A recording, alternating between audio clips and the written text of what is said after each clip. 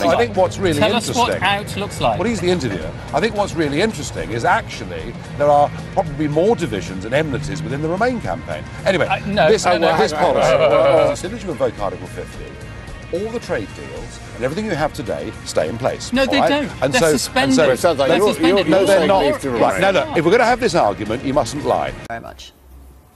It's been 4 weeks since the country went to the polls to decide whether or not we should leave the European Union. And it's fair to say the weeks since that Brexit vote have not been quiet. In less than a month, we've got a new Prime Minister and government. But what else has changed? What has the knock-on of that decision been? And where are we up to with our plans to leave? Here to recap is Norman, of course. Hello again. Hey, Vic, thanks so much. Goodness me, we say what a week's a long time in politics. It feels like a day is a lifetime now. It's been so frenetic since that referendum vote. So what has, if anything, actually changed? Well, let's look at some of the big issues. Let's take the economy to start with. I mean, we were told that if we voted for Brexit on Friday, it would be Black Friday. But it hasn't really happened. The Bank of England yesterday said there hadn't been any Brexit slowdown. The FTSE seems to have reached an all-time high, and even the pound, which took a battering to start with, has recovered. And yesterday, the job figures, well, they were good again. And so there hasn't been that massive hit. Indeed, if you listen to Tom Stevenson of Fidelity Assurance, the signs are, at least on the job front, that things are kind of okay. You might have expected businesses to rein in their hiring and their investment plans in the run-up to Brexit, but these figures suggest that that's not the case. What we're now looking at is the data since Brexit, and we've got a little bit of that starting to come through. The Bank of England has agents all around the country. They speak to businesses about their intentions, and the news there is not bad either. They expect some kind of slowdown in hiring and investment, but not immediately, and it's going to happen slowly over the next year or so. So the economy's kind of ticking along. Let's look at another of the really big issues, diplomacy.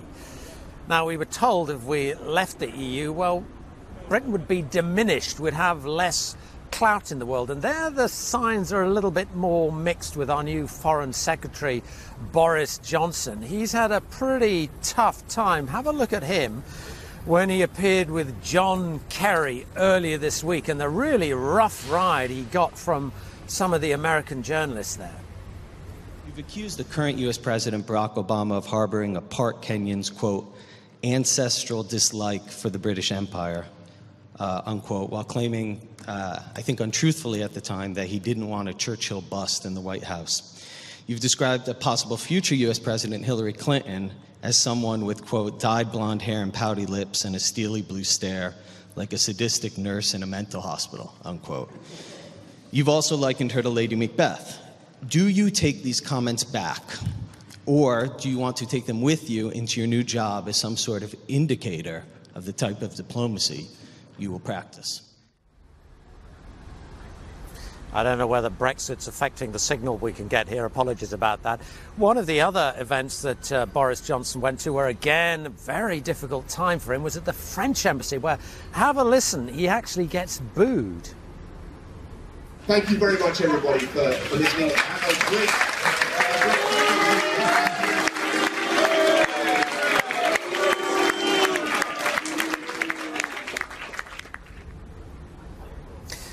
So on the diplomatic front, it's altogether been a bit rockier, and that's why we saw Theresa May yesterday. She was in Berlin with the German Chancellor Angela Merkel, really going on a sort of reassurance job, just trying to assure other international leaders that we weren't stepping back from the world stage, that we were still going to be engaged. So it's been kind of a mixed picture, really, on the diplomatic front, although maybe a lot of the difficulties we faced have actually been just because of the personality of Boris Johnson.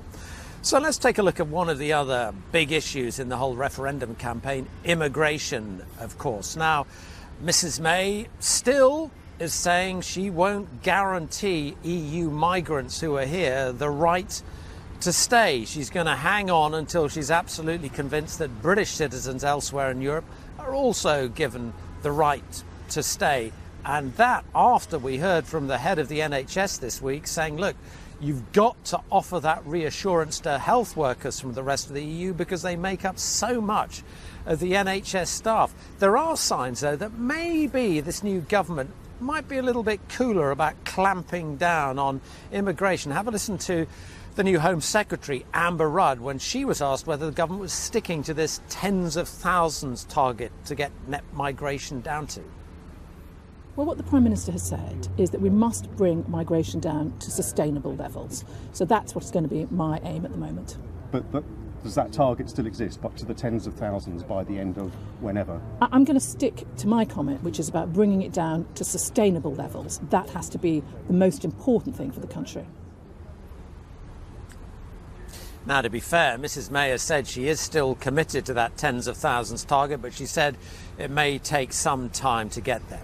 So lastly, let's have a think about that other big issue, Brexit. When is it actually going to happen?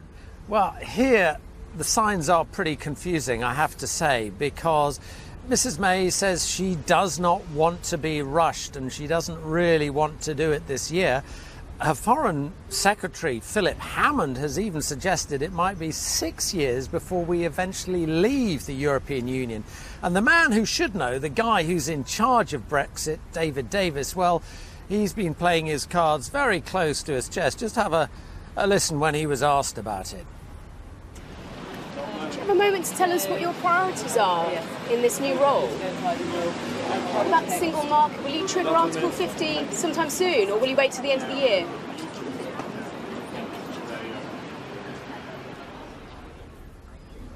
So, Vic, I guess the truth is it is very early days. It seems to me Brexit's a bit like running a marathon. The first mile, nothing much changes. Mile 10, it's getting a bit harder. Mile 20, it's getting a lot harder. Mile 25, we'll really know whether Brexit is going to make a big, big difference to our lives. Thank you very much, Norman.